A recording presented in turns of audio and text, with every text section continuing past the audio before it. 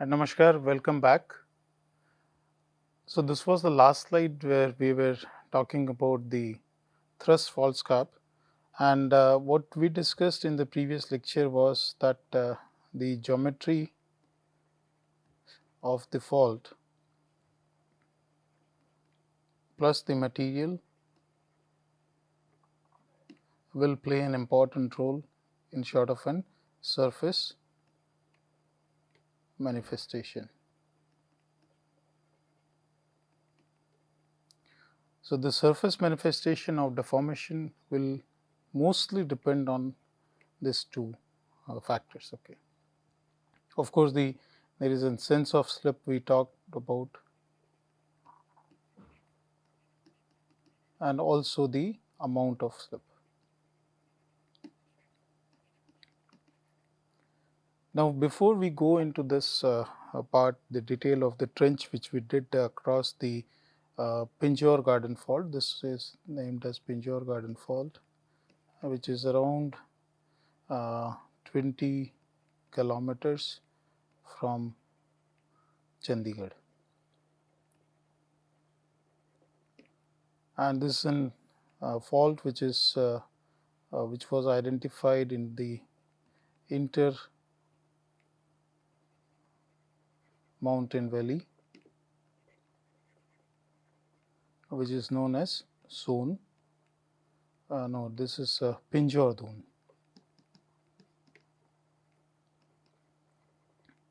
Pinjore Dun, similar to the Dehradun and all that.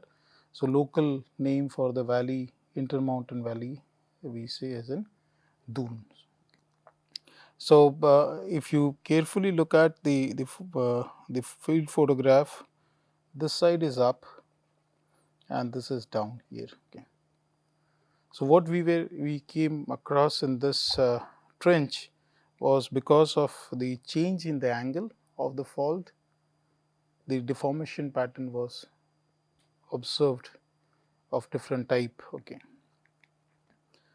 So, this is the north wall, we can say, and we were able to identify first the litho units over here, and then this is the fault which we have marked here. Close up of that, you can see the fault which runs over here, and this again typical what we see, the flat ramp, flat structure.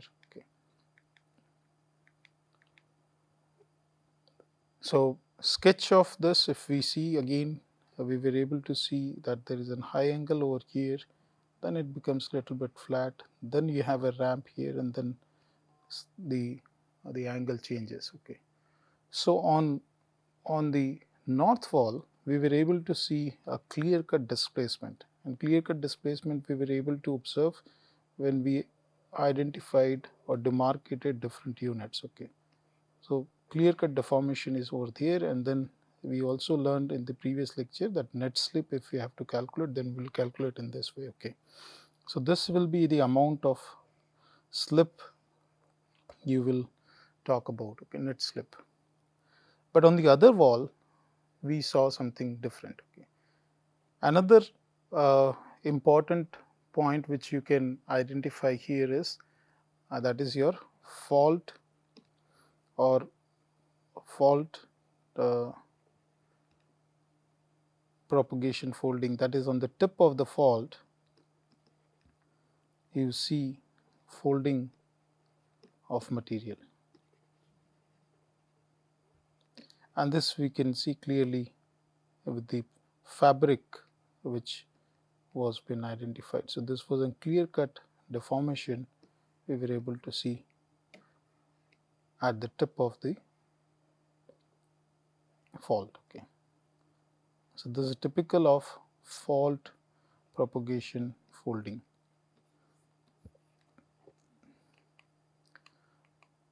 So, further if we see on the other side of the wall, then we were able to identify a typical folding, okay, and that is your fault propagation folding again at the tip of the fault. So, if you carefully look at the sections here, and these have been marked here the different litho units or the sedimentary units, where you have the C is your gravel and B is the finer deposits. Okay. And then again A is your gravel capped by D unit and E unit. So, fault passes through this one. Of course, it is not resulted into the complete displacement, but there is a typical folding you can see over here, and this was because of the change in the geometry of fault, and that is basically we are talking about the angle here. So, this is a low angle which has resulted into a typical, can say, a folding. Okay. So, you do not see a displacement over here, and but in near future, whenever there is another earthquake, so next earthquake you will see faulting, that is a displacement. But this will be a sort of an drag folding which is taking place. So, if you have a sort of an fault here, then this is moving simply like this. Okay. Now, displacement can be like you can do a reverse calculation based on the deformation here which has occurred, and then you can talk about the slip, amount of slip which has taken place along this fault. Okay. That can be done. This is a sketch of that, where you can see a typical fault propagation folding, example of fault propagation folding. So, such fabrics has to be extracted or mapped, okay, and that typically show that how this gravels and the matrix material has folded along this one, and it passes through this one, this fold. Now, part of the left out E, F and G. Okay. So, we will be talking about this 3. Now, E, if the surface material is plastic. Okay.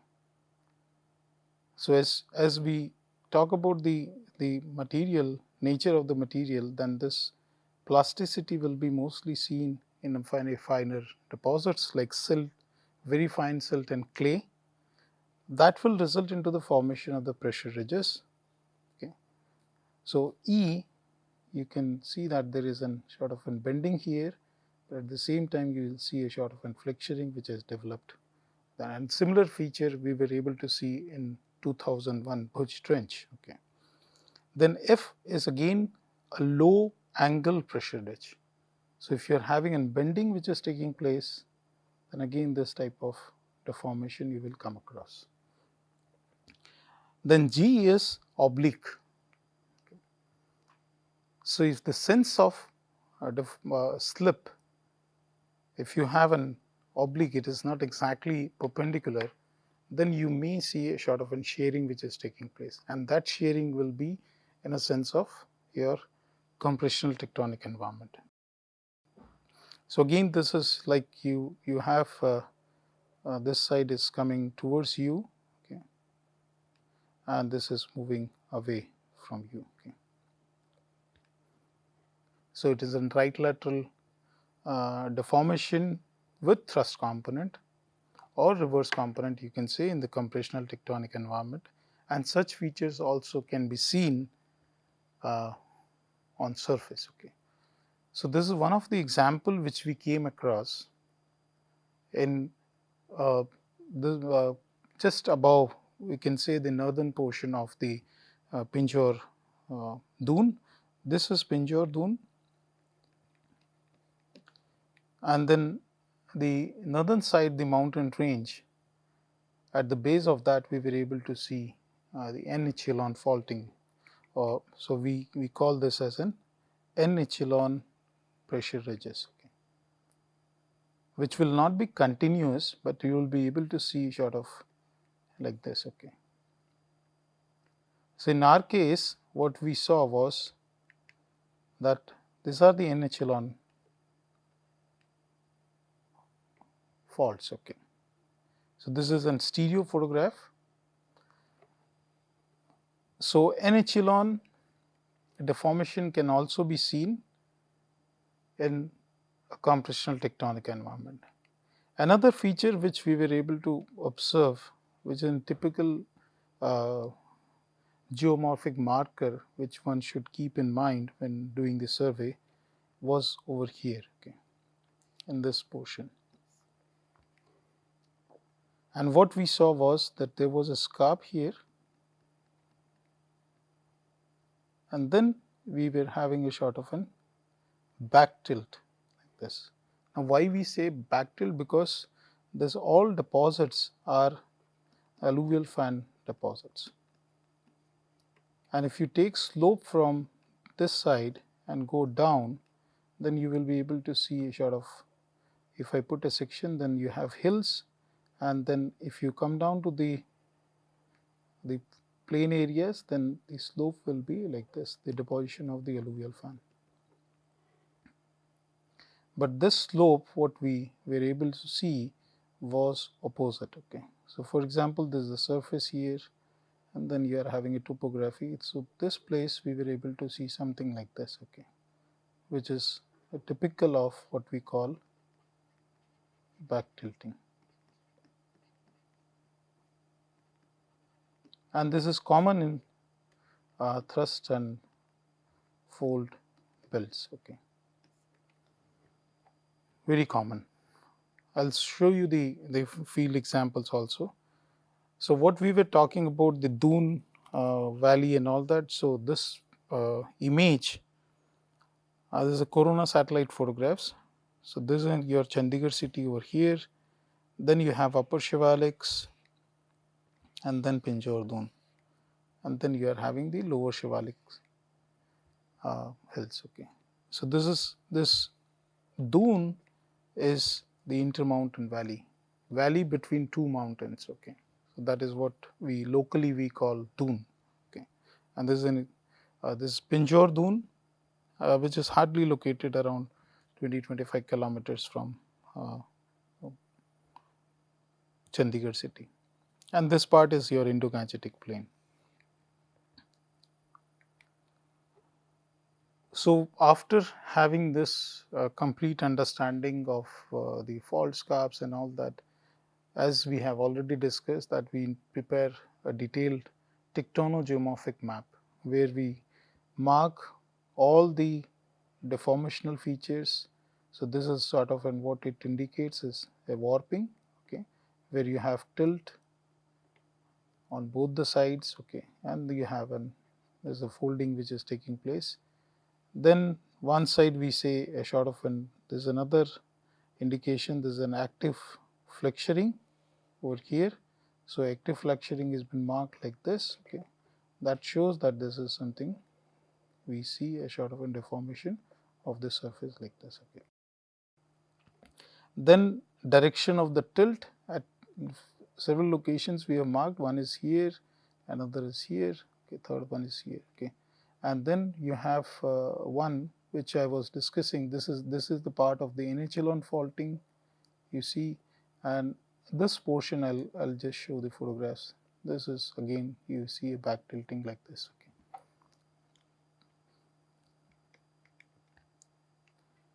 So, again coming back to the same portion, we have N echelon faulting over here, okay, and then you have a back tilting over here. So, this darker portion is showing your scarp actually, and then when you move further towards the north, then this portion is higher and then it reduces. Okay. So, we see a typical back tilting in this region. So, this photograph shows the N echelon pattern and back tilting. Okay. And the back tilting location is Mandhala, and the N echelon pattern here was Raru and Dhora village.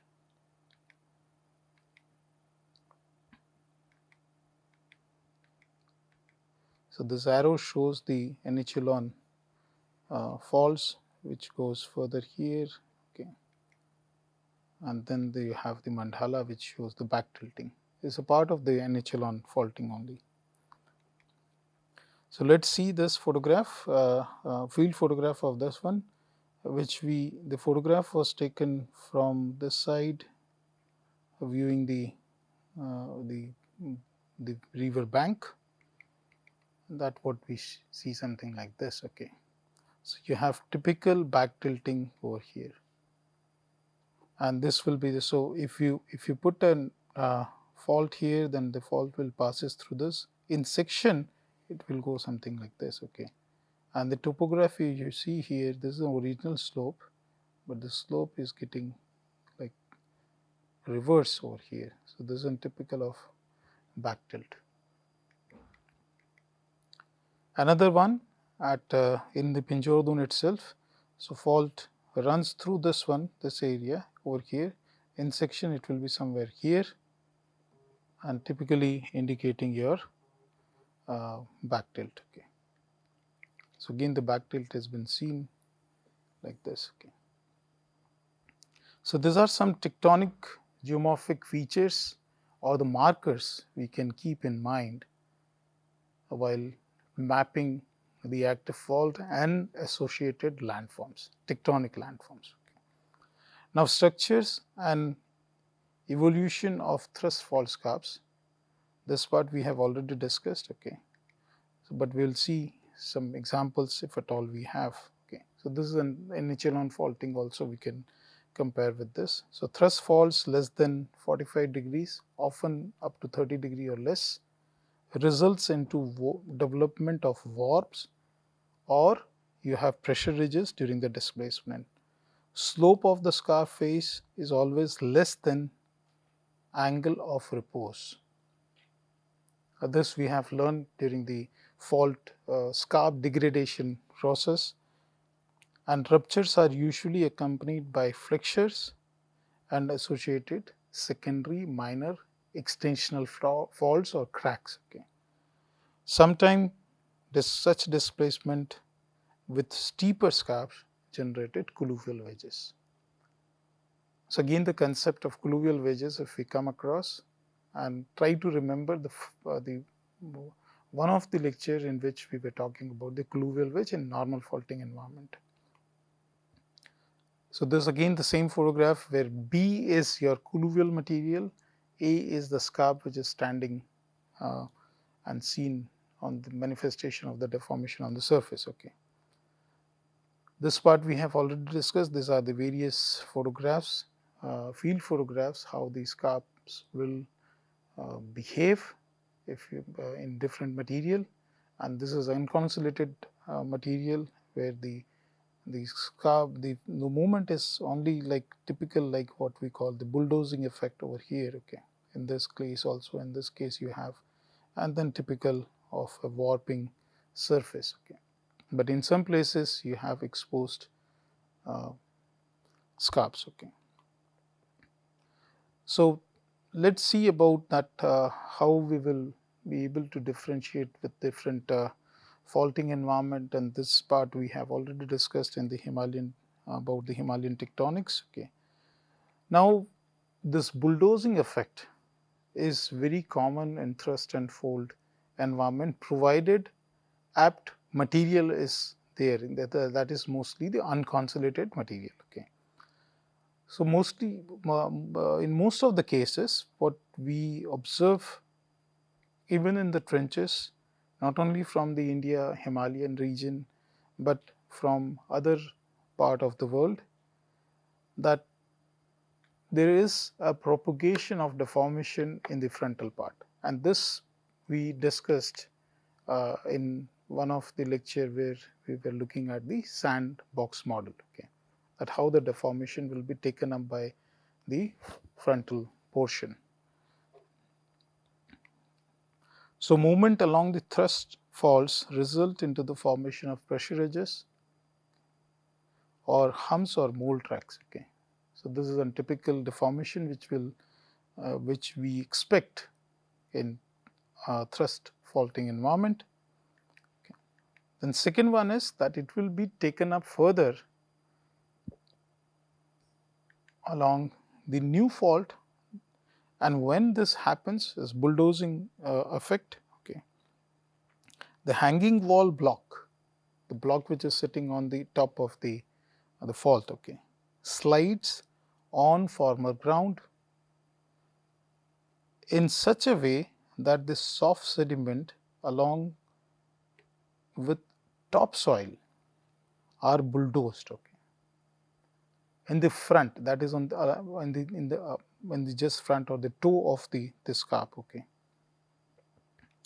Then the frictional resistance along the base of the overthrusted block. So, we are talking about again the hanging wall part, okay. At the base, along the base of the overthrusted block exceeds the strength of the sediments of the overriding plate or a block. Okay. So, frictional resistance along the base of the overthrusted block exceeds the strength of the sediments of the overriding block, okay. And that will result into the propagation of deformation in the frontal side, and the movement is transferred from the original master fault to second fault, okay, or we say this as an splice, okay. So, these are different fault strands we will come across, okay. So, the deformation is going to be, it will splay off from the main fault. So, you will have sort of the main fault here, then you will, the deformation has been seen along the splay faults, okay. And this happens because the frictional resistance along the base of the thrusted blocks exceeds the strength of the sediments, okay. So, it will not deform, but it will result into the slip along the another branching out fault. So, when we open up the trench, but when we are discussing about the thrust fault trenches and all that, okay, from that environment, you will see that there are multiple faults which have been exposed in the trench section, and this is basically because of your deformation which has been transferred to the newer faults, okay. So, this explains the phenomena of imbricated stacking in thrust faults, and best example is your Himalayas, okay.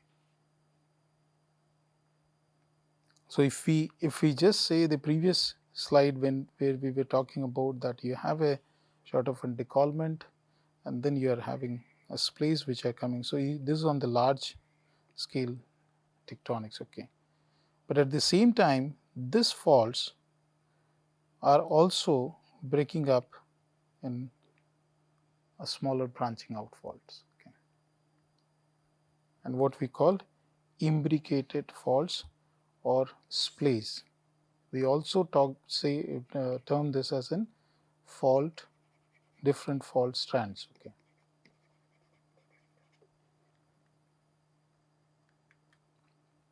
So, this part we have already discussed, that how the deformation will be transferred to the frontal side from old to young, okay. So, that is what has been shown here, that is, so you have a younger deformation over here and then older deformation on this. So, these are the old faults and this is your young fault. A typical bulldozing effect. Okay. So, this is an example from Alasnam earthquake 1980, where they were able to see similar type of deformation. Now, one thing which is commonly seen, but still not well understood, okay, is that mostly if we go with the typical process, then we say that okay, fine, this was the main fault and then it was taken up by another fault here, then like branching out fault, and then or we can say the imbricated fault system.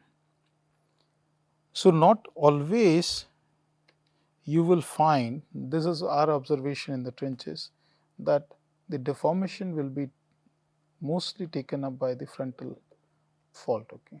Sometimes the slip is also been seen taken up by this. Okay.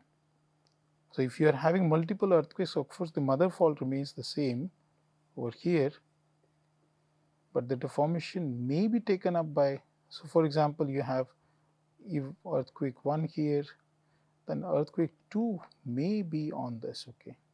And maybe you or we can say that if in a typical way, then event 1, then event 2 was along this. Okay. But even 3 can be seen on this. Okay.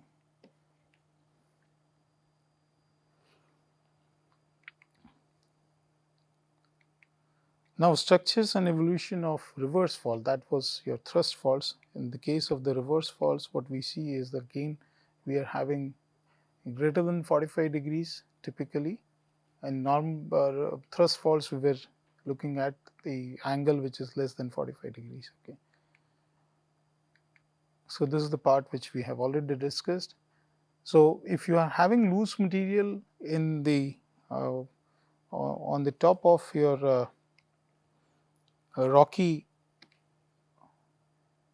material or the rocky area, then you may have the formation of the colluvial wedges, even if you are having a slightly consolidated um, uh, fluvial or alluvial deposits. Okay. So, this colluvial wedge theory we have already discussed in the normal faulting environment also, but we will see that how we can take this into consideration with the in the reverse fault, or you also in the thrust faults we can, this process remains the same. Okay. So, the phenomena of degradation of reverse fault scarp take place in similar way as that in the case of the normal fault scarp degradation. So, this part as what I was mentioning, that we have already discussed in the normal faulting environment, where we were looking at the degradation of the fault scarp. So, process remains the same actually. Okay. So, degradation of the scarps takes place by deposition of the material from the hanging wall, because if you are having the surface exposed here or the fault scarp, then there will be the material which will erode and fall down. Okay. And that is your colluvial material. So, it is under the gravitational slide. Okay.